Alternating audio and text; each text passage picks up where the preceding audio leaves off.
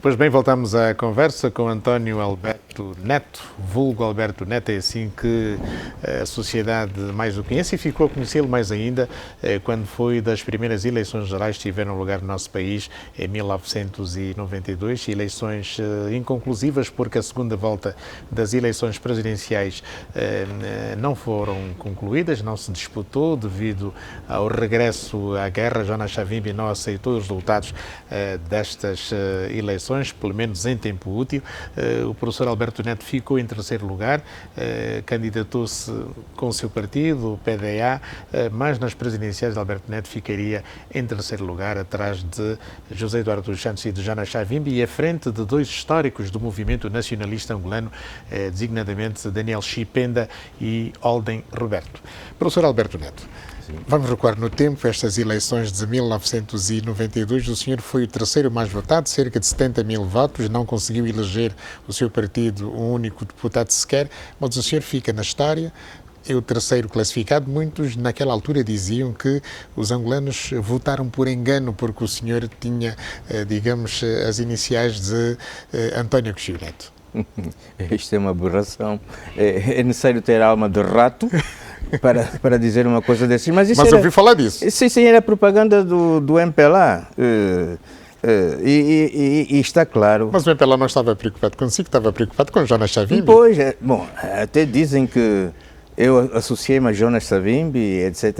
Não, francamente. Bom, mas qual foi o segredo deste terceiro lugar na primeira volta das presidenciais? O terceiro lugar foi exatamente levar uma mensagem de paz, levar uma mensagem de reconciliação, levar uma mensagem de unidade para o povo angolano.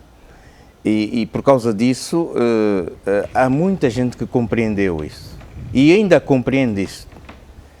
E a partir desta situação, o programa do PDA, que era um programa de esquerda, de centro-esquerda, um programa em que os trabalhadores teriam a sua representatividade na luta pela economia, não social de mercado, mas uma economia em que o povo angolano iria usufruir dos benefícios das nossas riquezas. Isso não aconteceu. E os dois movimentos ou partidos políticos que eram os interventores diretos da Guerra Fria, uns representavam o Ocidente e outros era a ex-União Soviética e o bloco, digamos, socialista. Nós tínhamos a opção, é que Angola é um país africano e Angola tem necessidade de se integrar na África. E já não é bem o panafricanismo, mas sim a necessidade de unidade africana, que inclui grandes conjuntos. Grandes conjuntos significa que hoje e para o futuro não é possível manter, por exemplo, dar uma independência a Cabinda. Não. Cabinda, o Congo, a República Democrática do Congo e Angola devem formar um só Estado. Uma só nação. Como de resto no norte, nos países magrebinos, é a solução de futuro. Por isso é que a China existe, por isso é que a Rússia existe, por isso é que os Estados Unidos existem. Isso quer dizer que a política atual tem que ser uma política de grandes conjuntos, para nós podermos resistir às indicações e ordens de várias organizações financeiras internacionais num mecanismo de Bretton Woods. Bretton Woods tem que desaparecer. Os povos estão a ganhar consciência, como também Angola e o povo angolano está a ganhar consciência atual sobre a miséria, sobre a falta de água, a falta de energia. Nós, na altura, já dizíamos isso. E quando dissemos isso, nós acusamos a corrupção, o nepotismo e todos estes males que continuam ainda no nosso país. Como é que é possível que haja hospitais que são verdadeiros depósitos de doentes? Como é que é possível a situação que nós estamos a viver no Cunene, no Cuando Cubango, na Huila ou no Namíbia. Eu visitei essas áreas em 1983, antes mesmo da independência da Namíbia, na qualidade de vice-presidente da Associação de Juristas Africanos. Fiz uma missão de intervenção na Namíbia, estive na Namíbia ocupada, estive em zonas de conflito, estive em Kaluek e trouxe 20 quilos de documentação que eu entreguei a José Eduardo dos Santos e uma carta do comitê diretor da Aliança, o partido político que estava no poder na altura, que explicavam, que desejavam, portanto, a abertura das negociações. Esse aspecto é importante. Ninguém fala porque o Alberto Neto não pode se exprimir. E hoje, graças à TV Zimbo, não é verdade. Há muitas coisas que têm que ser ditas. E hoje, quando eu observo a situação, por exemplo, da privatização das empresas públicas, eu me pergunto, na altura essas empresas públicas eram falíveis? Os resultados financeiros dessas empresas públicas faziam com que os diretores eram multimilionários e os trabalhadores não tinham nada, e muitos até foram expulsos. E o desemprego continuou. Por isso é que eu digo que há necessidade, sim, de se estudar economicamente o que é que tem que ser feito, mas a solução encontra-se na Constituição da República de Angola. Está a fazer uma crítica à governança pública do Presidente João Lourenço em relação a isso? Estou a indicar a solução. E a solução muitas política dessas empresas hoje são deficitárias. Mas os dirigentes são multimilionários. E de duas umas, o povo angolano... Se fosse titular do Poder Executivo, o que é que faria? Era necessário convocar um referendo nos termos da Constituição e da lei. Este é o artigo 119, que é uma competência do chefe de Estado.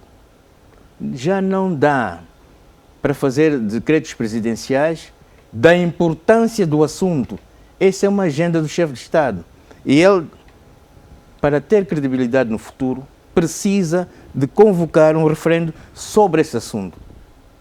É necessário que o povo angolano, na sua totalidade, tenha o direito de se expressar sobre a questão da privatização ou sobre outras questões, incluindo as autarquias, por exemplo.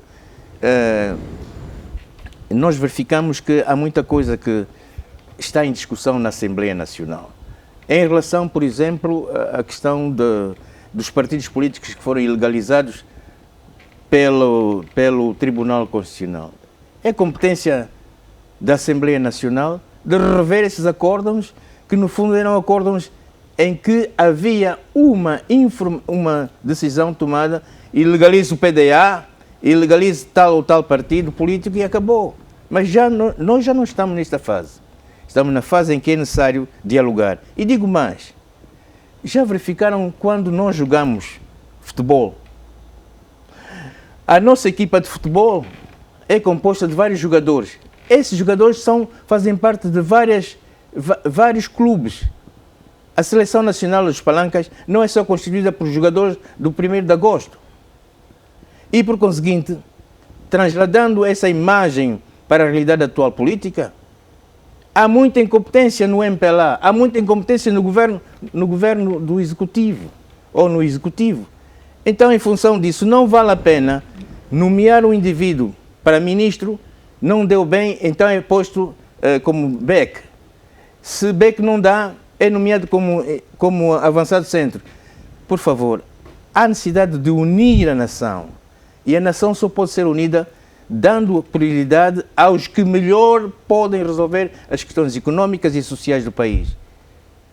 E nós estamos numa situação extremamente grave, e a culpa é do PDA, a culpa é dos partidos políticos que não sequer têm o direito de nomear diretores, porque esse foi o posicionamento errado do presidente João Lourenço, dizendo que eu só posso nomear para os partidos da oposição na fase de eles se integrarem, ou então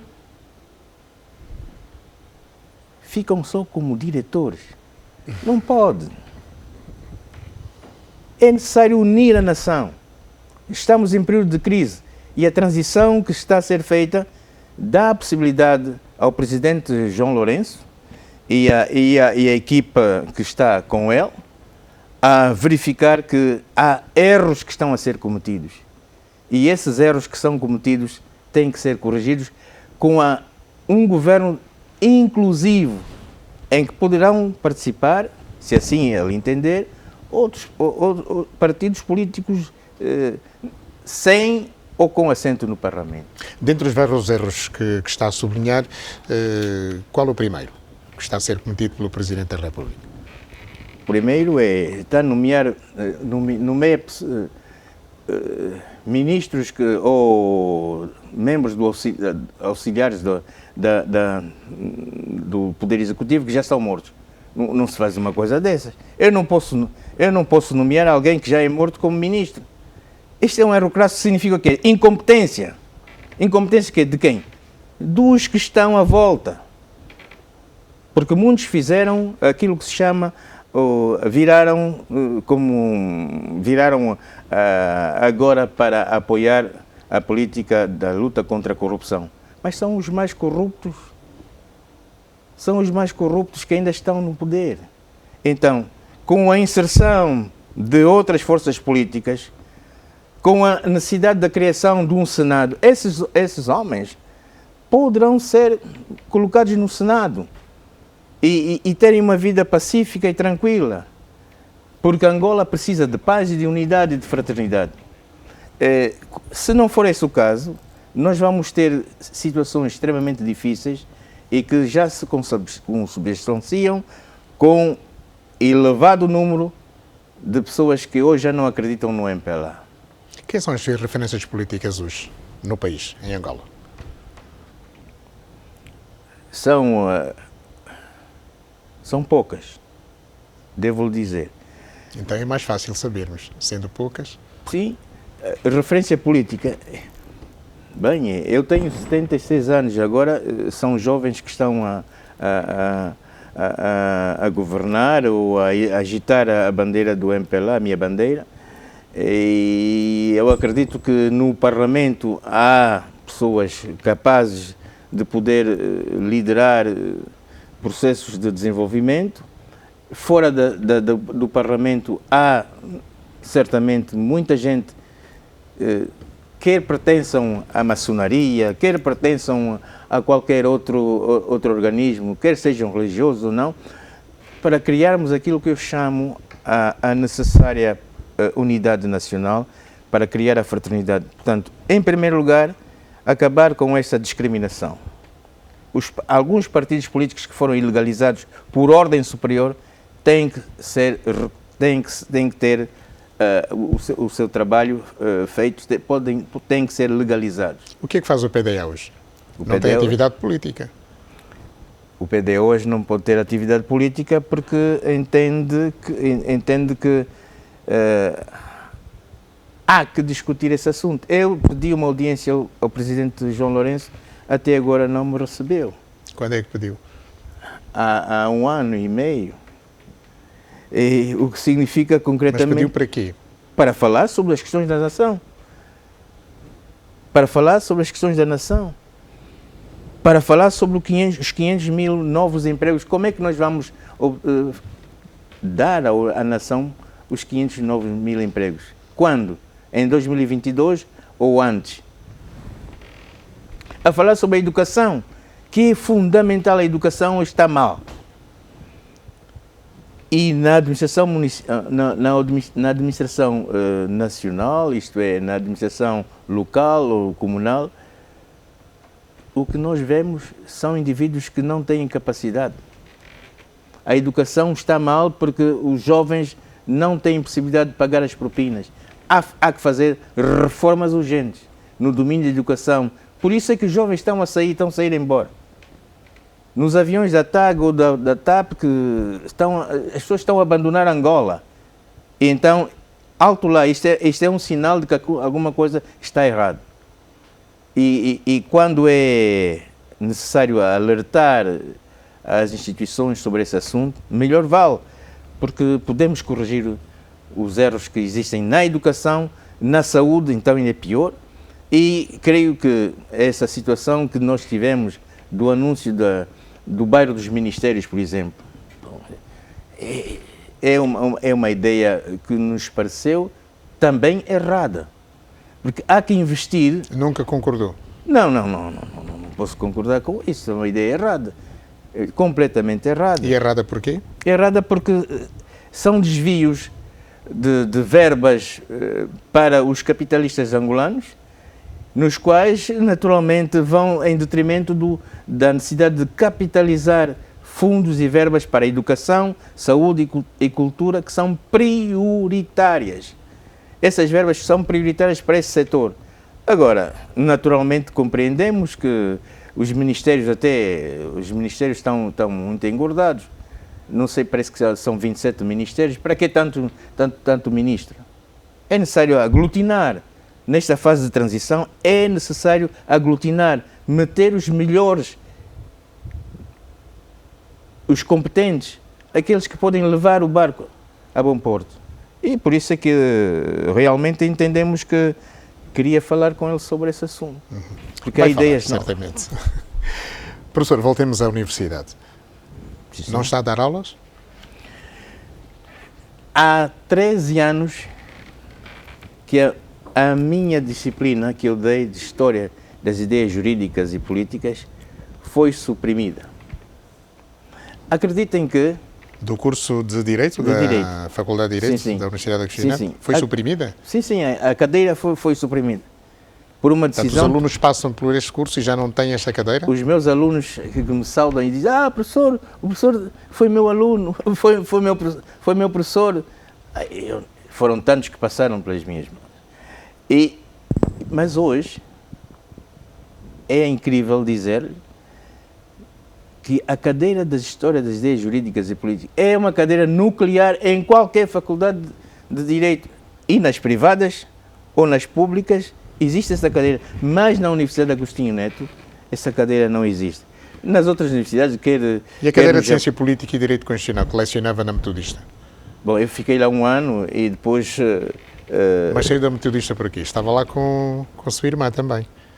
Sim, mas a questão é que a reitora da Universidade Metodista entendia que recebeu alguma orientação superior para escolher o professor Alberto Neto. E esse é o sistema de vingança que eu digo. Fiquei lá um ano, lecionei, e depois, no final do ano, dos exames feitos, a decisão que veio era: não, o professor Alberto Neto não pode continuar na Metodista. E eu saí. E a professora Josefa Weber continuou? A professora Josefa Weber, Josefa Neto, ela é professora na Faculdade de Direito, na cadeira de Direito do Trabalho. A minha sobrinha Mimi Weber é professora na Faculdade de Direito da Metodista. Mas coisa curiosa, ela candidatou-se, a Mimi, a deputada, candidatou-se para a Faculdade de Direito da Universidade Agostinho Neto. Foi preterida por alguém que tinha menos qualidade. E há anos e anos que o assunto é entregue em conselho científico e é posto de lado. Mas afinal, o que é que se passa com a família Alberto Neto? O que se passa é que a vingança, a perseguição política ainda não acabou e já é tempo, senhores, de reconhecerem os nossos... Mas o que é que lhe dizem na Universidade Agostinho Neto? Bom, por exemplo, em relação ao concurso... Não pode lecionar porquê? Porque sou da oposição. E é da oposição? Sim, eu não sou membro do MPLA e não vou regressar ao MPLA, não. Eu saí do MPLA em 73, não é para regressar, porque a harmonia, e quando eu vejo situações difíceis que eu estou a compreender, já compreendi antes, e acho que para muitos militantes do MPLA, hoje têm que fazer a meia-culpa sobre algumas coisas que foram feitas e que não estavam corretas. E se no futuro, não sei, o MPLA, não sei se vai continuar a existir. Tem dúvidas sobre isso? Tenho dúvidas e quando há dúvidas, como diz o meu irmão, restam dúvidas. E acho que é necessário, porque, veja só, MPLA significa Movimento Popular de Libertação de Angola. Angola já está liberta. Essa sigla já não tem necessidade de existir. FNLA, Frente Nacional de Libertação de Angola. Angola já obteve a sua liberdade, pequena ou grande. Essa sigla já não é necessário existir. UNITA, União Nacional de Independência Total de Angola. A independência já foi adquirida. A totalidade é um conceito relativo. Portanto, essa sigla já não é necessário existir. A necessidade de criarmos sinergias políticas e ideológicas panafricanistas para levar a bom porto essa ideia que eu aqui indiquei, de termos a cooperação em todos os ramos de tecnologia. Por exemplo, entre o Ghana e Angola. O que é que Angola precisa? Angola precisa de saber como é que se pode pedir que a instituição, o Instituto de Pesquisa Nuclear, quer para a área civil ou militar, possa ser feita segundo a estratégia que o Ghana adotou. Cacau é produzido, as pessoas aqui podem produzir cacau, mas nesse domínio o Ghana conseguiu, é um dos países que conseguiu obter de Viena, através de uma negociação pensada, obter a possibilidade de ter a autorização para desenvolver a indústria nuclear. E Angola está há anos de luz do Ghana nessa matéria. Em relação ao Botsuana, já que o Presidente também recebeu o chefe de Estado Masisi do Botsuana. É necessário ver que há aspectos estratégicos em relação ao Botsuana. A maior base aérea dos Estados Unidos da América, onde é que se encontra? Está no Botsuana. E o problema que se coloca em relação ao Botsuana não é somente a água. É um país estável.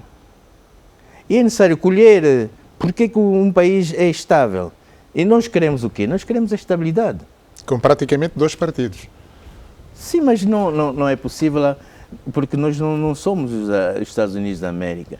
É necessário dar a possibilidade a outras forças políticas e, sobretudo, aos trabalhadores. A Viagem fez uma declaração sobre a questão atual das privatizações e é necessário perceber bem que as greves podem continuar se a questão da crise económica não for resolvida. E para resolver isso é necessária a unidade da nação. Para fechar, professor António Alberto Neto, o seu poemário, Poemas em Liberdade, publicou em 77, depois Xangolola, Poemas ao Vento, prosa e depois mais um romance, Lalipo. Gosta muito de literatura, mas está a publicar muito pouco. Eu não tenho capacidade para ir a uma gráfica e entregar, se verificar nos meus livros. Acha que a sua literatura, aquilo que escreve, quer em prosa, quer em poesia, bem acolhida, é bem recebida? Em Cabo Verde, por exemplo, este livro, que é Instituições Políticas e Sistemas Constitucionais, faz parte... Não me refiro às obras académicas, refiro-me à literatura. No caso da literatura, pois as pessoas leem, é como se estivéssemos na Polónia antiga, antes da vitória da Solidarnosc. Os livros passam de cotovelo a cotovelo, porque não há possibilidade de ter um apoio para a publicação dessas obras. E no meu caso, estão jovens também, que têm obras, mas que não as publicam porque não têm capacidade para o fazer. E quando é que vamos ter o próximo livro? O próximo livro para ser publicado, em matéria... Quando os jacarés lambuzam. Quando os jacarés lambuzam. É. Ficção. É uma ficção, mas que tem muita atualidade. Professor António Alberto Neto, vou agradecer mais uma vez a sua presença aqui. Claro que não falamos de tudo, mas creio que falamos do essencial, daquilo que é fundamental hoje para que os nossos telespectadores possam compreender, afinal, quem é António Alberto Neto. Bem-aja. Muito obrigado. Esta foi a conversa com António Alberto Neto, um político, diplomata, professor universitário, começou na política nos anos 50.